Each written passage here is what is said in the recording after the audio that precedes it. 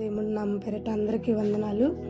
మన ఛానల్లో వాక్యం చూస్తున్న ప్రతి ఒక్కరు కూడా ప్రభు మిమ్మల్ని దీవించి మీ కుటుంబాలను ఆశీర్వదించును గాక.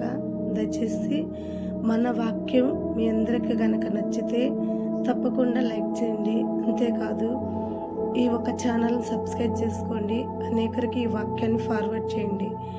మనం ఈ లెంట్ డేస్ శ్రమ దినాల్లో 40 రోజులు మనం దేవుడితో సహవాసం కలిగి ఈ 40 మెట్లు మనం ఎక్కుతున్నప్పుడు మన దుఃఖ దినాల నుంచి, మన వ్యాధి రోగాల నుండి, మనకు కలిగిన సమస్త బాధల్లో ఏ బాధల్లో మనం పడిపోయి ఉన్నామో ఆ బాధల్లో నుండి మనం పైకెక్కే ఈ ఆశీర్వాదం అనే మెట్టులు.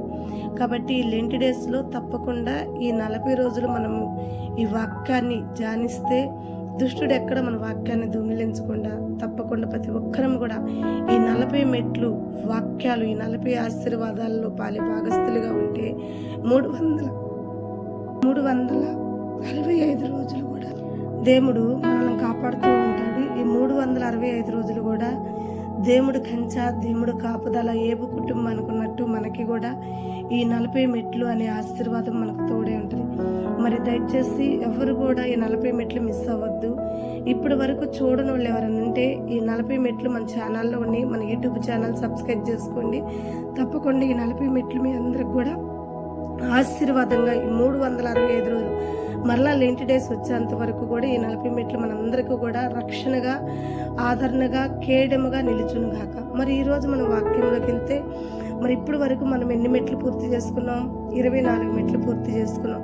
మరి ఈరోజు మనం ఎక్కబోతున్న మెట్టు ఎన్నోది అంటే 25వ మెట్టు అనమాట.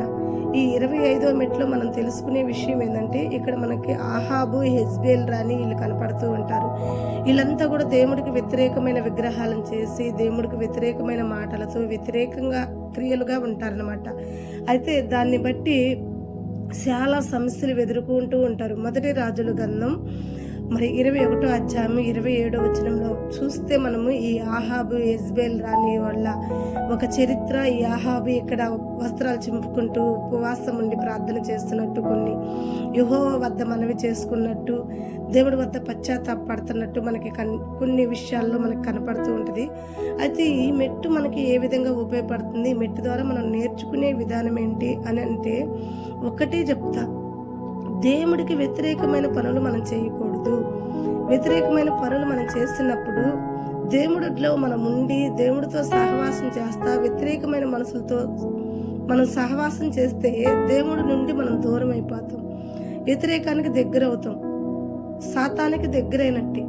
అలాగే ఎప్పుడైతే ఈ ఆహాబు యెజ్బేల్ రాణితో సహవాసం చేసి యెజ్బేల్ రాణిని భార్యగా అంగీకరించి, యెజ్బేల్ రాణి దేవతలను అంగీకరించి యెజ్బేల్ రాణితో ఎప్పుడైతే సహవాసం చేశాడో దేవుడికి దూరం అయిపోయాడు, దేవుడు సన్నిధిలోకి దూరం అయిపోయాడు.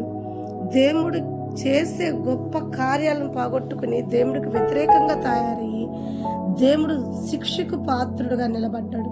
ఈ శిక్ష ఎలా ఉందంటే ఆఖరికి భయంకరమైన శాపాలను తీసుకొచ్చి శత్రువులు పైకి లేపినట్టుంది.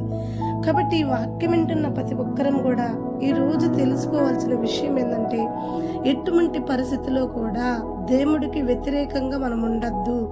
ఎందుకంటే చూడండి, ఎప్పుడైతే దేవుణ్ణి విడిచిపెడతామో సాతానికి దగ్గర అవుతాం. ఎప్పుడైతే మనం దేవుడితో కలిసి ఉంటామో సాతానికి దూరం అవుతాం. దయచేసి ఈ 25వ మెట్టు మీకు నేర్పించే విధానం ఏంటంటే లోక ఆశలకి మీరు దూరంగా ఉండండి. దేవుడితో కలిసి మీరు సహవాసం చేయండి. దేవుడికి దగ్గరగా ఉండండి. దేవుడికి దగ్గరగా ఉన్న నీ జీవితం ఆశీర్వాదంగా ఉంటుంది. ఎంత ఆశీర్వాదం అంటే అబ్రహాం ఆశీర్వదింపబడ్డాడు చూడండి. విశాఖ రేణులు లెక్కలేనంతగా, నక్షత్రాలను లెక్కలేనంతగా అబ్రహాం ఎలా ఆశీర్వదింపబడ్డాడో అలా ఆశీర్వదింపబడతామని అర్థం. అలా కాకుండా దేవుడికి వ్యతిరేకంగా మనము ఉంటే చూడండి, ఇక్కడ ఆహాబు ఒక జీవితం, యెజ్బేలి ఒక రక్తం మనకి ఎలా కనపడుతుందో అలా మనం ఉంటామనేది అర్థం. ఈ 25వ మెట్లో మనం నేర్చుకోవాల్సిన విషయం ఏంటంటే దేవుడికి సమీపంగా ఉండాలి, దేవుడికి దగ్గరగా ఉండాలి. అన్ని విషయాల్లో దేవుడి మీదే మనం ఆధారపడి ఉండాలి. మనుషుల సహవాసం మనకి వద్దు. మనుషుల సహవాసం మనల్ని లోయలో పడేస్తాయి, మరలా మనం ఎక్కలేము. దేవుడు సహవాసం మనల్ని పడిపోయిన స్థితిలో నుండి పైకెత్తుతాడు.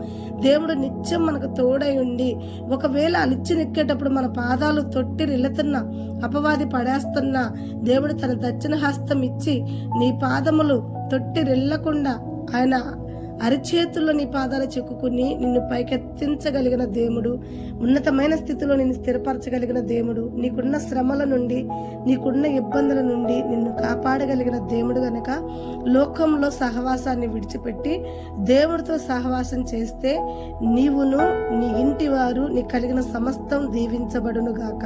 ఆమేన్. ఈ వాక్యం నీకు నచ్చినట్టుకుంటే ఒక లైక్ చేయండి. ఈ వాక్యాన్ని అనేకరికి ఫార్వర్డ్ చేయండి. ముఖ్యంగా మన యూట్యూబ్ ఛానల్ను సబ్స్క్రైబ్ చేసుకోండి.